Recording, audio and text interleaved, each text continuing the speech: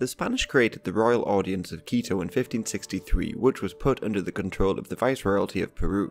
However, in 1717 it was then placed under the control of the Viceroyalty of New Granada, and as borders weren't clearly defined, territorial disputes between modern-day Ecuador and Peru still remain. For instance, in 1802, ecclesiastic and military administration of Maynas was transferred to Peru, but whether or not this included the land as well is disputed. And it also didn't include Jaén and Tumbes. And the same thing happened with Guayaquil, where administration was passed over to Peru, but not the land. And when the Latin Americans rose up against the Spanish, the Venezuelan leader Simón Bolívar determined that new nation-states should keep the same borders. However, after leading wars of independence in Venezuela and Colombia, he entered Quito in 1822, and it joined the new nation of Gran Colombia.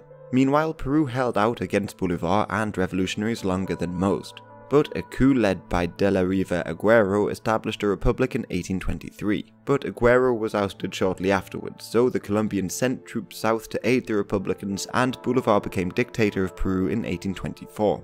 But Peru had recently taken over Upper Peru from the Rio de la Plata. However, Bolívar agreed to grant this region independence, and the new country was named in his honor, Bolivia. Sucre was put in control of Bolivia, but it was essentially occupied by the Colombians. However, Bolívar had to return to Gran Colombia in 1826 to deal with rebellions, leaving André de Santa Cruz in power in Peru. But he was unpopular amongst the Peruvians, and in early 1827, soldiers mutinied and ousted the high-ranking Colombians who held power in Peru. They installed José de la Mar as president, but they were still surrounded by Colombians to the north and south, and the Peruvian general Agustín Camara began to gather troops in 1827 in Puno. He assured Sucre he was not looking to invade Bolivia, but his presence inspired a rebellion against the Colombians in La Paz in April 1828. They appealed to Camara for help, and in May he obliged, invaded and entered La Paz weeks later, forcing Sucre to give up power.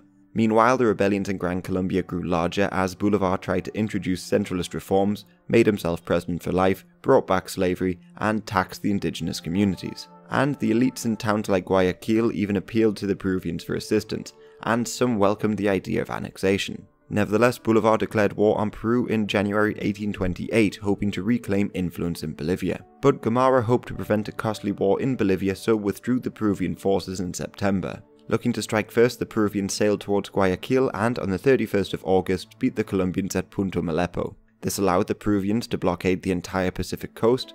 Then, in late November, they bombarded Guayaquil. On land, Camara occupied Loja in late 1828 relatively peacefully, and moved on Cuenca and Guayas, plus the city of Guayaquil surrendered to the Peruvians in early 1829. But supply lines were poor and no reinforcements were forthcoming, so these troops were left isolated.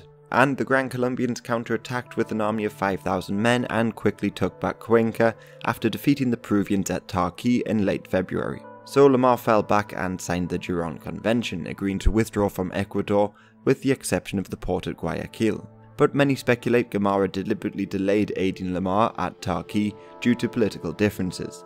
They believe this because in June Lamar was arrested by Peruvian officers and Camara forced him to resign. Camara then took over Peru and signed the Armistice of Piura, agreeing to hand over Guayaquil and finally end the blockade on Ecuador.